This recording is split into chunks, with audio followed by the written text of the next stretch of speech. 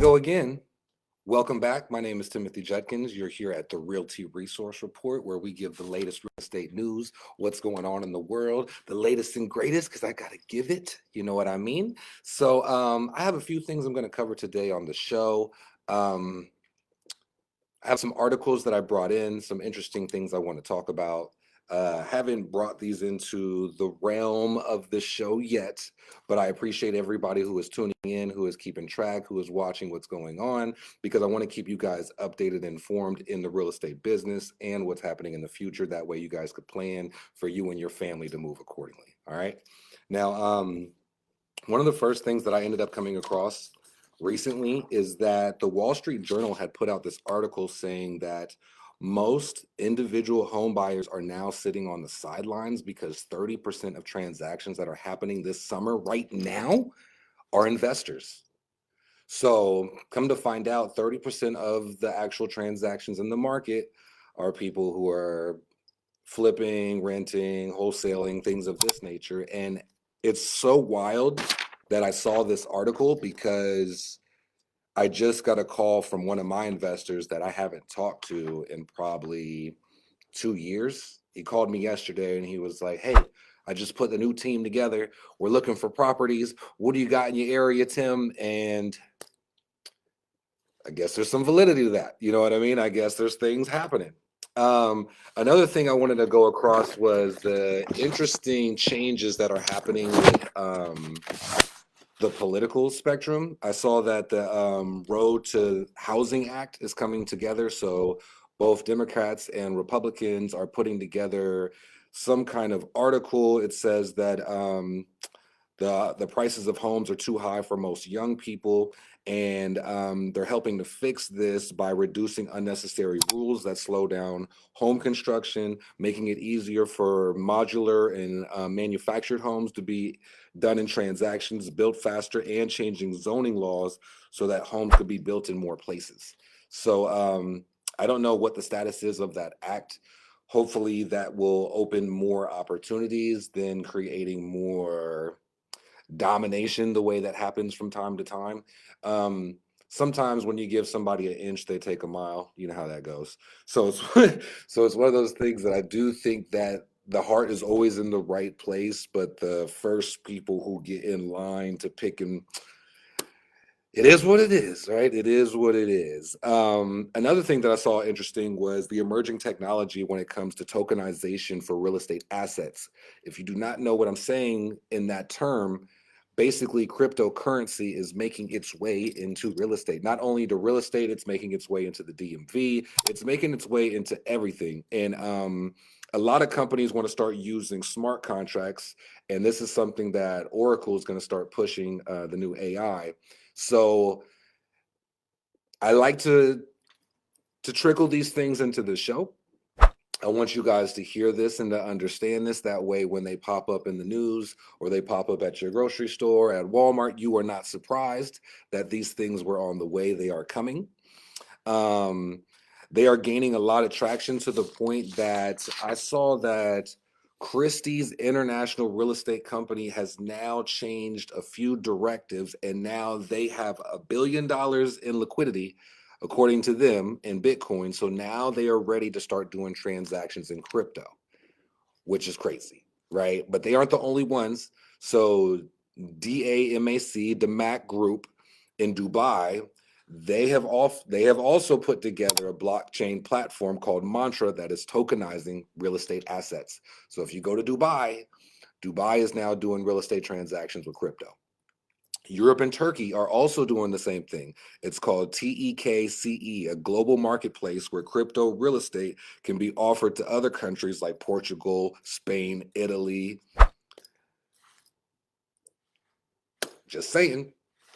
It's around the corner over there. It seems like it's coming. You know what I mean? So if you want more information on that, check out Reuters,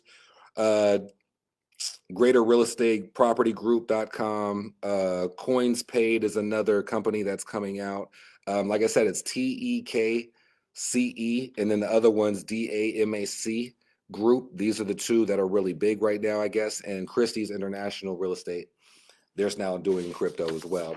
So these things are on the way. And I don't want you to be blindsided by them. I don't want you to be, you know, we've never done this before.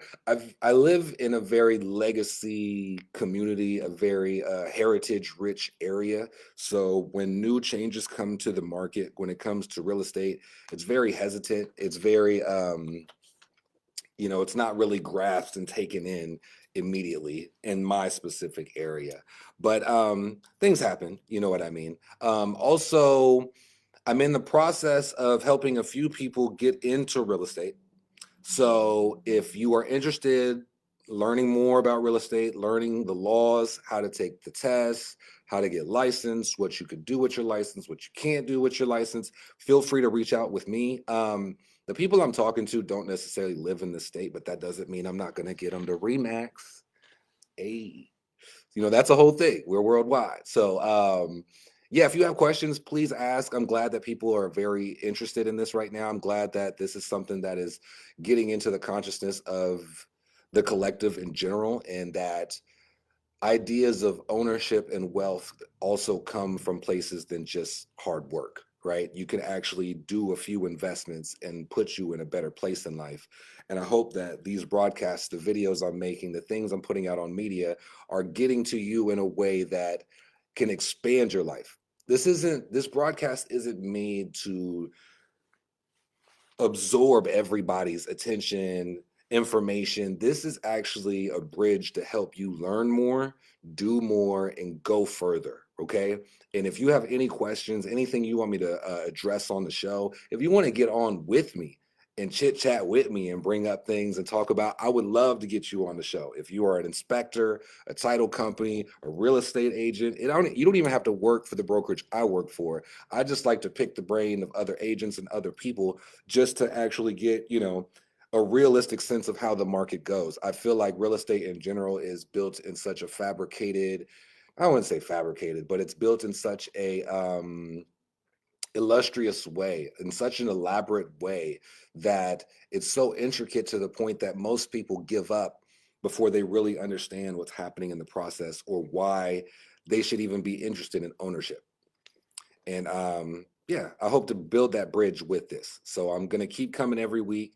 Like I said before, I want to turn it up to twice a week. Just got to get my rhythm right. You know what I mean? Sundays seem to be the best day as of right now to open up that space where, I have the free time, the availability. I could do my research. I could bring these things to you guys.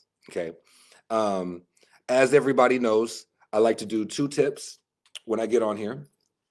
One for my buyers, one for my sellers. So my buyer tip for the day is, if you feel frustrated when it comes to the home buying process, I would highly encourage you to look into programs that are available in your state, in your area. Obviously, everybody knows about the FHA loans for your first time home buyers, but not a lot of people know about NACA, NACA.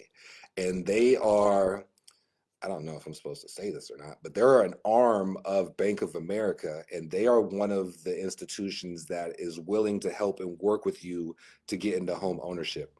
I actually had a client before, she was with NACA, and they are very attentive. They're on top of things. It's just they educate you in their process when you go through NACA. There's also grants for grads. That's here in Ohio.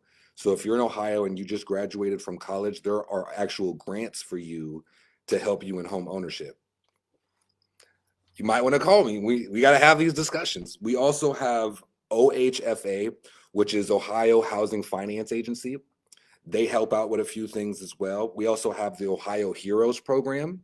So if you don't know about that, if you are a bootstrap worker, basically, if you are a military vet, a nurse, a policeman, a fireman,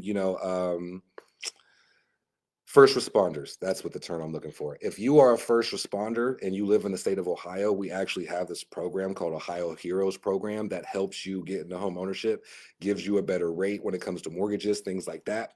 So we have options. We also have the USDA loan.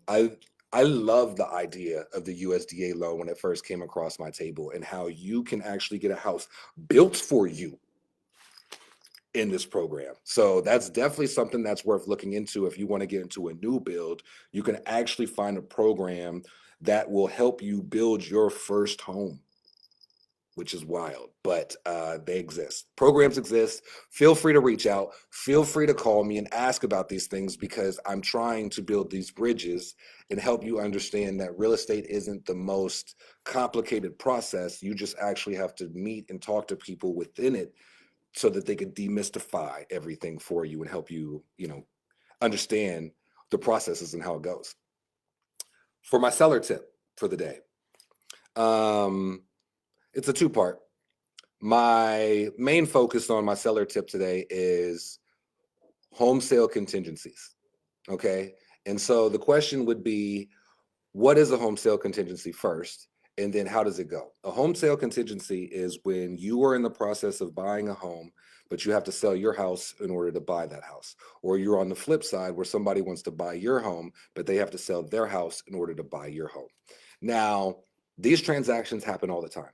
They're actually quite common. Most people, if you didn't know you could do that, that is a real thing. You can literally buy a house while selling your house simultaneously.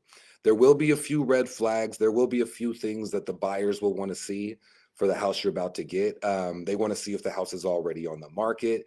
That's not necessarily mandatory, but it helps make your offer look better in that sense. Also, in a home sale contingency, we are talking about one house to be sold for another one to be bought. We know that most mortgage transactions take about 45 days for the transaction to come together. That's title work, looking up information, surveys, things like that. So because of that, we have to be realistic about the time frame that it takes for individual one to sell their house to get to individual two with the money from the house that they sold. And if it's going to be 45 days, we should really come out with 60 days, just 2 months as a starting point. And then with that being said, if these people are fully committed to getting the house, then the seller, who's on the other side, needs to be a little bit more flexible on negotiations, on time frames, on realistic, that this will be closed, finances will be in their pocket and get to you. These are very intricate transactions. And I've recently just heard about somebody who had a home sale contingency on a home sale contingency on a home sale, like 3 of them wrapped together, and they got it done. So it's very possible. We just have to be transparent. We have to keep an open line of communication. That is a huge key to a real estate agent. If you feel like you have an agent who you can't really reach all the time, you got the wrong one. Most agents need an open line of communication, because this is the best way that we get deals done. This is how you get answers the fastest, and this is how you know that we are actually doing our job. So that was my seller tip for the day. When it comes to home sale contingencies, try to be flexible on the time frame, realistic on the time frame, but have an open channel of communication between the buying agent, the selling agent, and just letting everybody know where we are in the transaction. Super important to those, very key. I think you could get it done. We just need to chit chat. That's all. We need a little communication. You know what I'm saying? That's all we need. Now, I can't get off the air without doing my plug. Got a plug. And I'm about to put up the full images and articles and things like that on post-production. So when this video hits YouTube, you'll see all these in a higher depth. Now, the first listing I want to display today is 72799 Broadwater Drive in Piedmont. Now, this one's listed by Notori, and this is $175K, and it's a 2-bedroom, 2-bath, which is super nice. It's outside of Piedmont Lake, so lake life. Know about lake life. The next one is 113 North 10th Street in Martins Ferry, Ohio. I just stopped by this open house that was happening yesterday with Kiamara, and that listing is by Kelsey Cromer, and that's a 3-bedroom, 2-bath for $159K. She just did an awesome video for that on her page. So if you have not seen that, go to Kelsey Cromer's page after this and see the interior view and how that relates to eggs somehow. That's the Easter egg for you. Oh, look, I'm throwing a lot of. Hold on, let me keep going. The next one I got for you guys today is 67533 Willow Grove Road. Okay, now this one is in St. Clairsville. This one's listed by Ida. It is 2-bedroom, 2-bath, and it's listed for $180,000. Looks like a ranch to me. I don't know if you guys are looking for those one-level type homes in St. Clairsville, but there goes one. 67533 Willow Grove. All right, the next one I got for you guys is 600 Jeanette Avenue in Martins Ferry, Ohio. Now this is a bi-level, 4-bedroom, 2-bath, and it seems like that one is $99,000. That one is listed by Samantha Holcomb. So feel free to reach out to her if you have any questions or want to get that tour of the house. Because I can show you pictures all day, but being inside of a house and feeling the energy of the house, the happiness, the gloominess, the weather, the street, how things, you got to get in the house, man. You can't just look from the picture. Come on now. Next one I got for you is 306 4th Street in Yorkville, Ohio.